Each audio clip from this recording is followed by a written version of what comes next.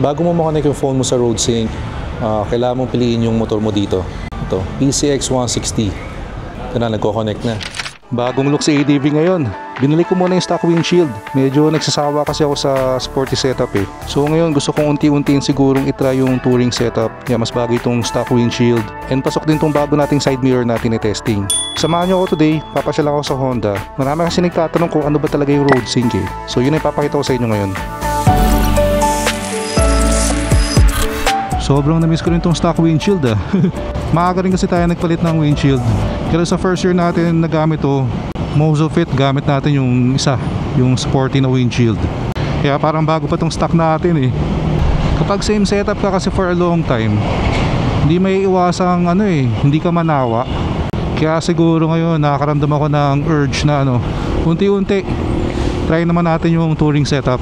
Hindi man hardcore pero yung medyo adventure na yung dating. Yung dati kasi natin talagang napaka-sporty Naka-foldable pa tayo ng side mirror, yung winglet. Pero nakatabi lang naman yun. So pag na-miss natin, pwede natin ibalik anytime.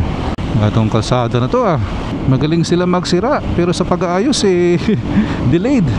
Pag sinira nila, aayusin na rin. Hindi yung sisirain tapos ilang linggong sira.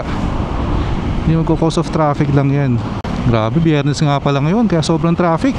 Ito yung dahilan kung ba't hindi ako usually umaalis ng Biyernes nga pala. Pero ayoko kayo mabore, so magicin na lang natin. So kit-kiss tayo sa Honda Parañaque. Alright, we are here, Honda Parañaque. Grabe yung traffic na dinaanan natin. Bagay yung side mirror sa windshield Na-miss ko yung ganitong look. Yan ang maganda dito, pwede ko rin ibaba yung windshield. Pero goods pa rin. Hindi ito tama sa camera. May clearance pa. Pero mas gusto ko ito nakataas kung touring setup. Yan. Angas, di ba? Tara, let's go inside. Alright, so we are here, Honda Parañaque. So check na natin itong mga bagong PCX. So ito, alam ko standard. Yung silver, ito RoadSync. Ito standard rin. So meron dito 3 standard and isang RoadSync. Teka, may isa pa pala dito. Standard. And may isa pa palang RoadSync dito. Then ito yung old PCX. So 2 RoadSync na white, 3 standard na silver, and isang standard na red. Maganda, Then kumpleto rin sila ng colors ng ADV 160 dito. Red, white, black, yung isa pang white. So sa mga nagtatanong, ito yung presyo ng Honda ADV 160 dito. Lipat lang siguro natin ang pwesto to. Alright, so ito na yung white RoadSync na gustong-gusto natin. I-demo na natin yung RoadSync app dito. Start na natin. Yun 5-inch TFT panel. Nag-download na rin tayo ng RoadSync na app. So ito yung mga pwede mong gawin sa RoadSync: navigation, weather, messages, and music. Bago mo makonect yung phone mo sa RoadSync, kailangan mong piliin yung motor mo dito. Ito, PCX 160. Ito na, nagko-connect na. Pair. Ayun. Allow lang natin. Okay, connected to PCX 160. Nice. Alright, ito na. Connected na tayo. Honda RoadSync. So kita nyo dito merong navigation nakalagay. Pero itong navigation pala ng Honda RoadSync, hindi siya yung map talaga yung makikita mo So makikita mo direction arrows. Papakita niya lang sa'yo kung saan ka dapat pumunta. So ang maganda dito, pwede kang mag-voice control na rin or voice search. So kung nakakonect yung phone mo sa intercom mo, voice search. Press right to start play search. Hindi mo na kailangan ilabas yung phone mo, pwede kang mag-voice search. Say place or address after the beep. Alabang Town Center. Searching for Alabang Town Center. Alabang Town Center. Muntinlupa 6.2 kilometers. Press right to start navigating. So press right daw dito, right? Yan na loading dito. Yan, navigating na. So bibigyan niyo yung direction arrow sa'yo, go straight 50 meters. Then meron din dito pala sa baba. So hindi mo na kailangan maglabas ng phone for navigation. Although wala ka ng actual map, for me goods na to. Try naman natin music. Guys, reminder lang pala dito sa RoadSync. For music, kung naka-iPhone kayo, iOS user, Apple Music lang yung pwede nyo maging music source. Pwede rin naman Spotify, kaso nga lang dapat yung phone nyo Android. Yan, nakalagay dito yan, due to iOS system limitations. So gusto ni iOS, yung app lang nila yung gagamitin for music. Pero try natin. Yan, music. So tingnan natin kung pwede mong kontrolin yung music using the toggle. So pwede ka mag-skip dito ng next track, previews, Pwede ko rin mag-control ng volume dito. Yan, volume. So, pwede mong kontrolin yung volume ng music mo. So, yun lang siguro ang feedback ko dito. Sana kahit iPhone user ka, sana available din ng Spotify. Kasi alam ko, most of us Spotify ang ginagamit eh. Napilitan pa tuloy ako mag-subscribe din sa music para lang matesting to. Check din natin yung weather forecast. Yan. So, kita rin yung weather dito. Ito may temperature. 34 degrees Celsius. And again, kung nakakonect naman yung phone mo sa intercom, maririnig mo rin itong info na to sa helmet speaker mo. So pretty much yun ang mga pwede mong gawin sa road sync. Weather, navigation, music, volume. And alam ko may messages din. Hindi ko lang mapalabas dito ngayon. Pero exit muna tayo sa road sync. May papakita ko sa inyo. Kita nyo itong panel round, di ba? Circle. Pwede natin palitan yan. Display type. So naka-circle ngayon. Pwede mong gawing bar. Ayan o. Nag-iba itsura. Bar type na. Then, kung gusto mong simple naman, pwede rin. So, dito sa simple, bibigay niya lang sa'yo yung speed mo talaga. Wala nang tachometer. And pwede mo rin palitan yung background color. So, ngayon naka-auto. Pag daytime, white to. Pag gabi, black or dark. Pero pwede mo namang i-manual. Piliin natin black. Ito yung itsura ng black pag simple. Ito naman yung circle pag black. Para mas gusto ko yung black ha. And yung bar. Ito, tingnan natin. Ito medyo sporty. And pwede mo rin i-adjust yung brightness. Pwede mo rin ilagay yung favorite info mo. General, of course, the usual. Date and time, unit language, and yung Bluetooth pairing. Service naman. So, pwede mong iset kung kailan yung next PMS mo. Pwede mo ilagay yung date or pwede mo ilagay yung kilometers para mas matrack mo kung kailan ko huli nag-PMS, kailan ko huli nag-change oil, and kailan yung sunod dapat. Dito sa equipment, may nakita ako dito, grip heater. Oh. So, I'm assuming pwede mo ring i-upgrade siguro to ng heated grips. May abang dito eh. Alright, so that's it. So I think na-demo na natin yung road sync and yung 5-inch TFT panel nitong bagong PCX 160. And so far, marami rin pala nagko-comment sa atin na nadismaya daw kasi hindi na naked handlebar. Actually, ako rin eh. Fan ako ng naked handlebar pero for me, nagustuhan ko naman tong sa road sync. Kasi body color eh, oh. Pearl white. Alright, so guys, imagine nyo, nag-ride kayo, long ride. Ito yung view nyo. Napakagandang handlebar cover and napakagandang TFT panel. Diba? Yan, oh. Yan yung view nyo. Sarap mag-ride yan. And since bago na rin pala yung switches dito sa road sync, ganitong yung sa CB650R. May toggle dito. Ito yung pang off ng traction control, horn, signals. May passing light switch na rin dito. And may nagtanong kung nandito yung passing light switch, paano pa paano mag-high? Dito yan, oh. Ganyan nyo lang. Naka-high na yan. Diba?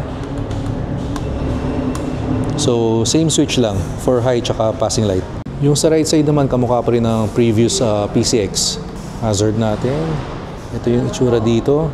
And ito naman yung itsura sa harapan. Ayan. Ito naman yung sa likod. Mas simple na siya, integrated. Pero for me, gustong-gusto ko itong bago. And may isa rin pala akong comment na nakuha na itong baso daw sa rear suspension, itong sub-tank, overrated naman daw to. Wala naman daw ito masyadong ginagawa. Pero confirm ko lang kasi na-test ride ko to last Monday, itong road sync. And for me talagang malaking bagay itong may baso. Very comfortable yung ride. And sa road sync version pala, two-tone yung upuan. Gray para kay OBR, then black naman dito kay rider. Check natin sa standard. Sa standard, same lang oh. Hindi two-tone.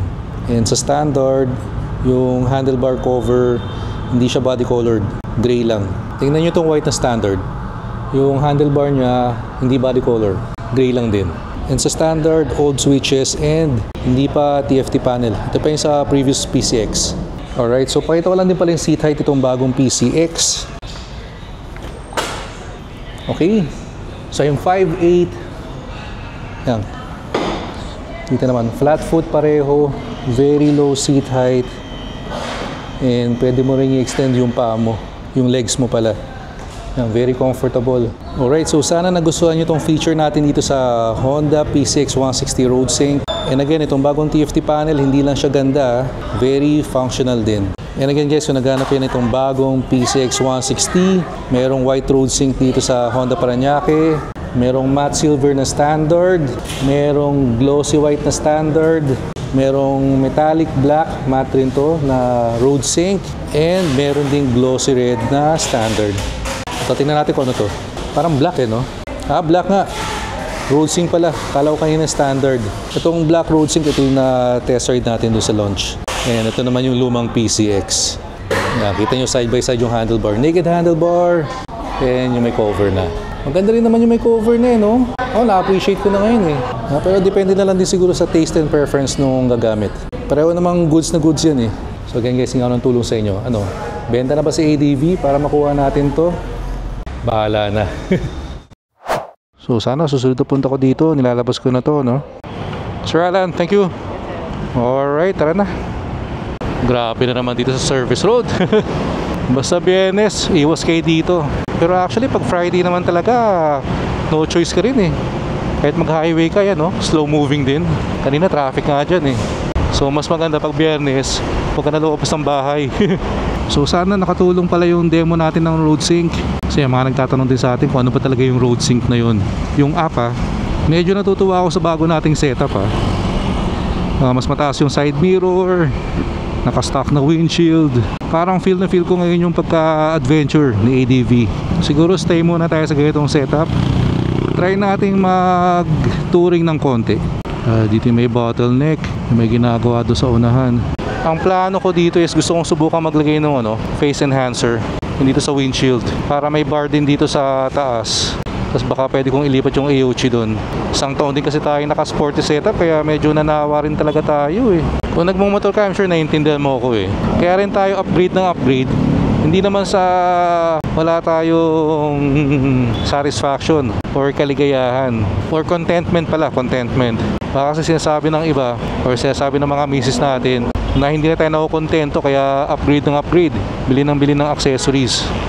Actually, mabilis lang kasi tayo magsawa. Kaya pag nanawa na tayo dun sa look, gusto natin merong mabago, bago sa paningin natin. Ilan naman ang dahilan nun? Ito yung cause of traffic guys. Merong open manhole. And guys, sobrang dami ko pala nakukuha comments, tanong, messages kung ano ba tong gamit natin na motorcycle dashcam. Ito yung Ayochi C6 Pro, all-in-one na to.